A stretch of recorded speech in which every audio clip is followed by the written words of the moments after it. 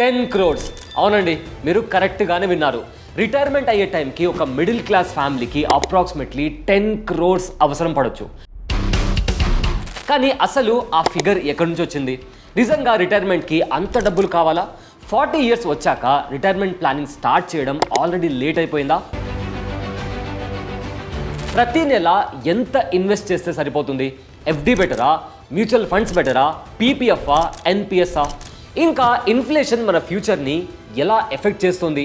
ఈ క్వశ్చన్స్ అన్నిటికీ ఈ వీడియోలో స్టెప్ బై స్టెప్ డీప్గా అనాలిసిస్ చేద్దాం. హాయ్, నా పేరు Abule Syed. Let's start our video.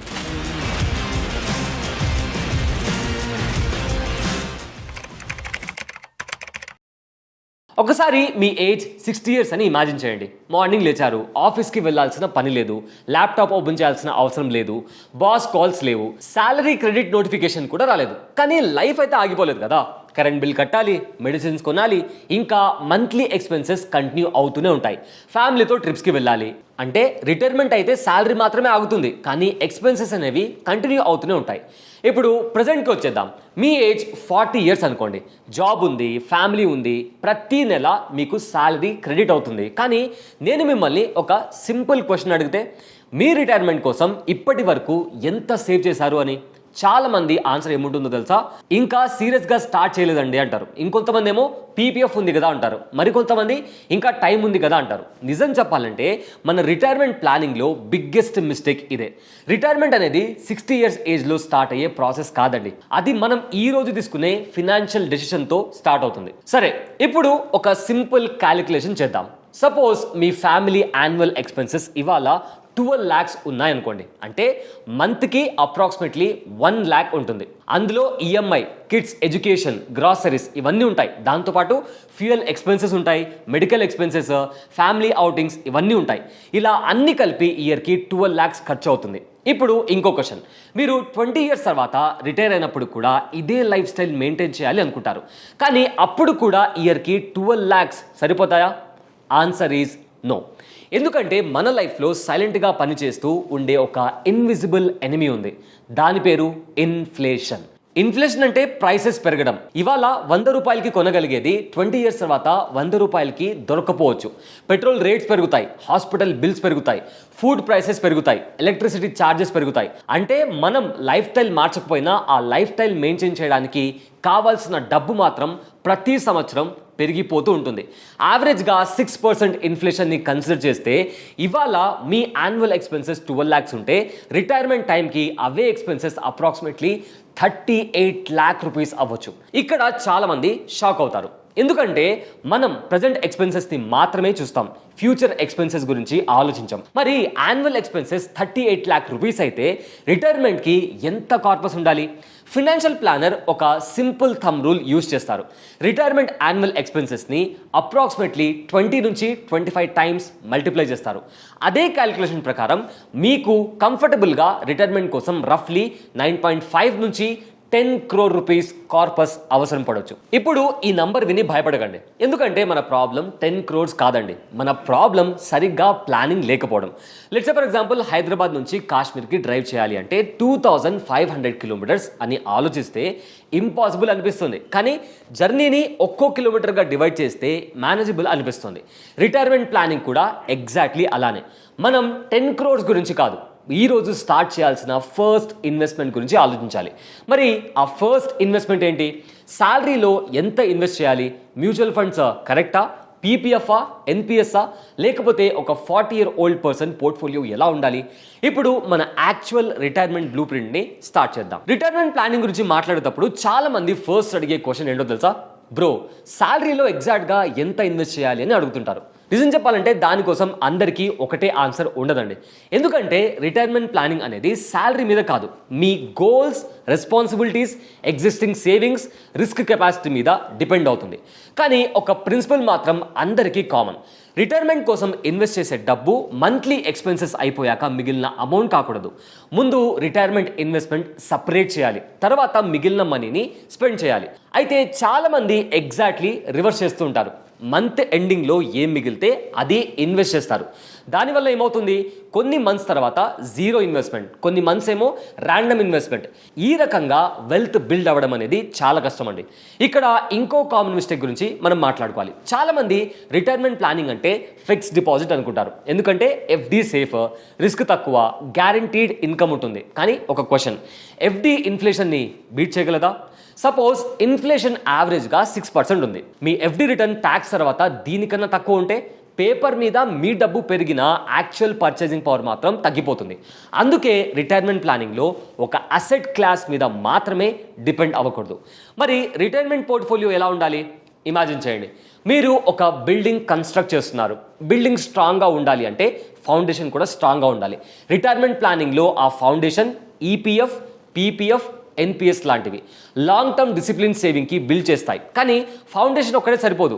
Building complete అవ్వాలి అంటే వాల్స్, పిల్లర్స్, రూఫ్ అన్నీ కావాలి. అలాగే రిటైర్మెంట్ పోర్ట్ఫోలియోలో గ్రోత్ కోసం మ్యూచువల్ ఫండ్స్, స్టెబిలిటీ కోసం డెట్ ప్రోడక్ట్స్, రిటైర్మెంట్ దగ్గర రెగ్యులర్ ఇన్కమ్ కోసం ఎస్సీ, ఎస్ఎస్ లేదా post office monthly income scheme లాంటి ఆప్షన్స్ని యూజ్ చేయాలి. అంటే రిటైర్మెంట్ ప్లానింగ్ అనేది ఒక ఇన్వెస్ట్మెంట్ ప్రోడక్ట్ కాదు, అది డిఫరెంట్ ప్రోడక్ట్స్ యొక్క కాంబినేషన్. ఇక్కడే చాలా మంది కన్ఫ్యూజన్లో పడుతుంటారు.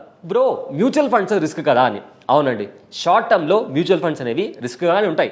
కానీ రిటైర్మెంట్ ప్లానింగ్లో మనము నెక్స్ట్ 1 year కోసం ఇన్వెస్ట్ చేయట్లేదు కదా, మనము నెక్స్ట్ 15 to 20 లేదా 25 years కోసం ఇన్వెస్ట్ చేస్తున్నాం. టైం అనేది ఇన్వెస్టింగ్లో బిగ్గెస్ట్ అడ్వాంటేజ్. మార్కెట్ కొన్ని ఇయర్స్ డౌన్ అవ్వచ్చు, కానీ హిస్టారికల్లీ లాంగ్ పీరియడ్లో క్వాలిటీ ఈక్విటీ ఇన్వెస్ట్మెంట్స్ ఇన్ఫ్లేషన్ని బీట్ చేసి వెల్త్ని క్రియేట్ చేశాయి. అందుకే రిటైర్మెంట్కి ఇంకా 15 to 20 years టైం ఉన్న వాళ్ళకి గ్రోత్ అసెట్ని కంప్లీట్లీ అవాయిడ్ చేయడం కూడా కరెక్ట్ అప్రోచ్ కాదు. కానీ ఇక్కడే ఒక ఇంపార్టెంట్ ట్విస్ట్ ఉంది. మీరు రిటైర్మెంట్కి దగ్గర పడుతున్నప్పుడు అదే పోర్ట్ఫోలియోని కంటిన్యూ చేయడం కూడా కరెక్ట్ కాదండి. సపోజ్ మీ ఏజ్ 58 years అనుకోండి, ఇంకో 2 yearsలో రిటైర్ అవుతారు. ఆ స్టేజ్లో పోర్ట్ఫోలియో మొత్తం ఈక్విటీలో ఉండడం అన్నెసరీ రిస్క్ క్రియేట్ చేస్తుంది. ఎందుకంటే మార్కెట్ రిటైర్మెంట్ ముందు సడన్గా కరెక్ట్ అయితే ఇయర్స్గా బిల్డ్ చేసిన కార్పస్ మీద డైరెక్ట్ ఇంపాక్ట్ పడుతుంది. అందుకే ఏజ్ పెరిగే కొద్దీ గ్రాడ్యువల్లీ పోర్ట్ఫోలియోని సేఫర్ అసెట్ వైపు షిఫ్ట్ చేయడం ఫినాన్షియల్ ప్లానింగ్లో చాలా ఇంపార్టెంట్ రూల్.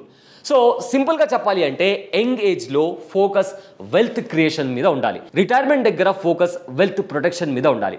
ఈ ఒక్క డిఫరెన్స్ అర్థమైతే రిటైర్మెంట్ ప్లానింగ్లో హాఫ్ బ్యాటిల్ మనం గెలిచినట్టే. సరే, ఇప్పుడు ఒక ప్రాక్టికల్ క్వశ్చన్. నేను ఇప్పటికే 40 years క్రాస్ అయ్యాను, రిటైర్మెంట్ ప్లానింగ్ స్టార్ట్ చేయలేదు. ఇప్పుడు స్టార్ట్ చేసిన నిజంగా 10 crores రీచ్ అవ్వచ్చా అని కొంతమంది అడుగుతున్నారు. దానికి ఆన్సర్ ఖచ్చితంగా అయ్యే అవకాశం ఉందండి. కానీ ఇక్కడ ఒక కండిషన్, డిసిప్లిన్ కాంప్రమైజ్ అవ్వకూడదు. చాలామంది ఇన్వెస్ట్మెంట్ని స్ప్రింట్ లాగా చూస్తారు. ఒక 2 years అగ్రెసివ్గా ఇన్వెస్ట్ చేస్తారు, తర్వాత ఆపేస్తారు. కానీ రిటైర్మెంట్ ప్లానింగ్ మ్యారథాన్ లాంటిది. అక్కడ స్పీడ్ కన్నా కన్సిస్టెన్సీ చాలా important. For example, monthly SIP start చేసి ప్రతిసారి శాలరీ హైక్ వచ్చినప్పుడు ఇన్వెస్ట్మెంట్ అమౌంట్ని కొంచెం కొంచెం పెంచుకుంటూ వెళ్తే లాంగ్ టర్మ్లో కాంపౌండింగ్ చేసే మ్యాజిక్ చాలా పెద్దది. చాలామంది కాంపౌండింగ్ అంటే రిటర్న్స్ మాత్రమే అనుకుంటారు, కానీ యాక్చువల్ కాంపౌండింగ్ హీరో టైం. అందుకే రిటైర్మెంట్ ప్లానింగ్లో బిగ్గెస్ట్ అసెట్ మనీ కాదు, బిగ్గెస్ట్ అసెట్ అనేది రిమైనింగ్ ఇయర్స్. ఇంకో కామన్ మిస్టేక్ గురించి మాట్లాడాలి. శాలరీ పెరిగిన ప్రతిసారి లైఫ్ స్టైల్ కూడా పెరుగుతుంది. ఫస్ట్ శాలరీ 30,000 ఉన్నప్పుడు ఒక బైక్ సరిపోయేది. శాలరీ 1 lakh అయ్యాక కార్ కొనేస్తాం. అదే శాలరీ 2 lakhs అయితే ఒక బిగ్గర్ ఈఎంఐ స్టార్ట్ చేస్తాం. లైఫ్ స్టైల్ ఇంప్రూవ్ అవడంలో అస్సలు తప్పులేదండి, కానీ ఇన్కమ్ ఇంక్రీజ్ అయిన ప్రతిసారి ఇన్వెస్ట్మెంట్ కూడా ఇంక్రీజ్ అవ్వాలి. లేదు అంటే ఇన్కమ్ పెరిగిన రిటైర్మెంట్ గ్యాప్ మాత్రం అలానే ఉండిపోతుంది. ఫినాన్షియల్ ప్లానర్స్ దీన్ని లైఫ్ స్టైల్ ఇన్ఫ్లేషన్ అంటారు. ఇన్ఫ్లేషన్ ప్రైస్ని పెంచితే లైఫ్ స్టైల్ ఇన్ఫ్లేషన్ మన స్పెండింగ్స్ని పెంచేస్తుంది. ఈ రెండు కలిసి రిటైర్మెంట్ ప్లానింగ్ని ఇంకా డిఫికల్ట్ చేస్తాయి. నేను మీకు ఒక సింపుల్ రూల్ చెప్తాను. ప్రతి శాలరీ హైక్ వచ్చిన రోజు ముందు ఇన్వెస్ట్మెంట్ అమౌంట్ పెంచండి, తర్వాత లైఫ్ స్టైల్ అప్గ్రేడ్ చేసుకోండి.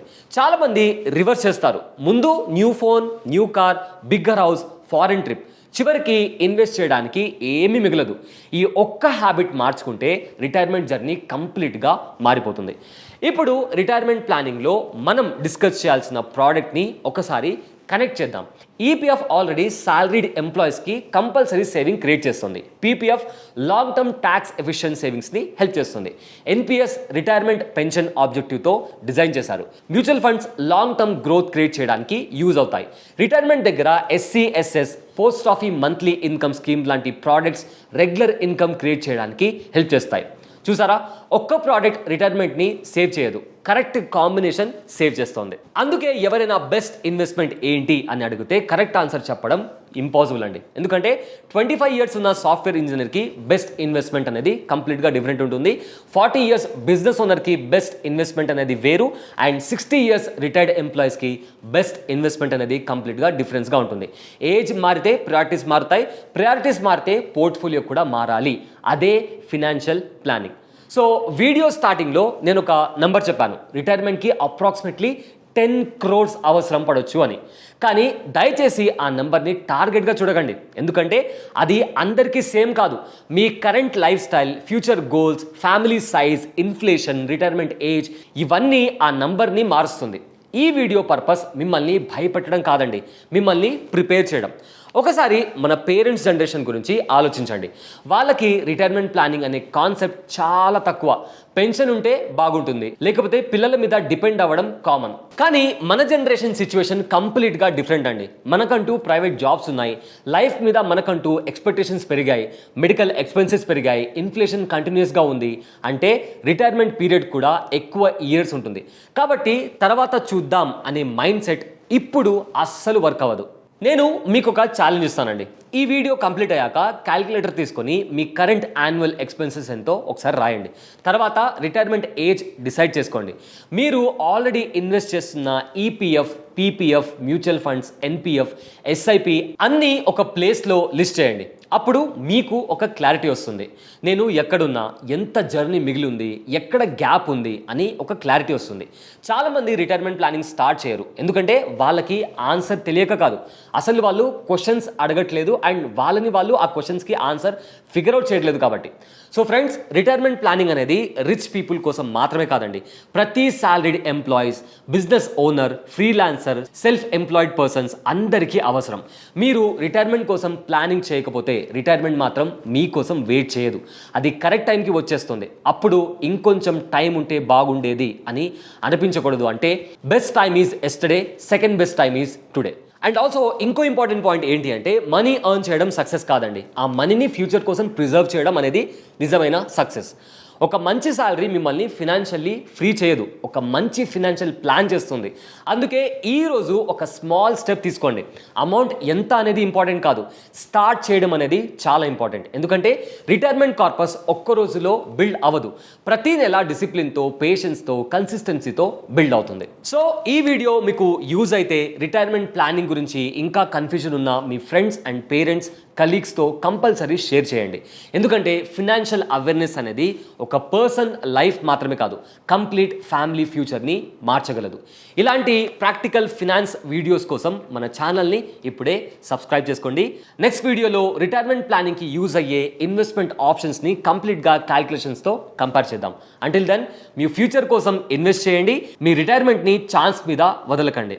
ఇంకో ఇంట్రెస్టింగ్ వీడియోతో మళ్ళీ కలుద్దాం. This is Abulai Syed. Thanks for watching. Brand partnerships and advertising enquiries కోసం brand@bosswala.comకి ఈమెయిల్ చేయండి లేదా 9108014192కి వాట్సాప్ చేయండి. Bosswala. Be the boss.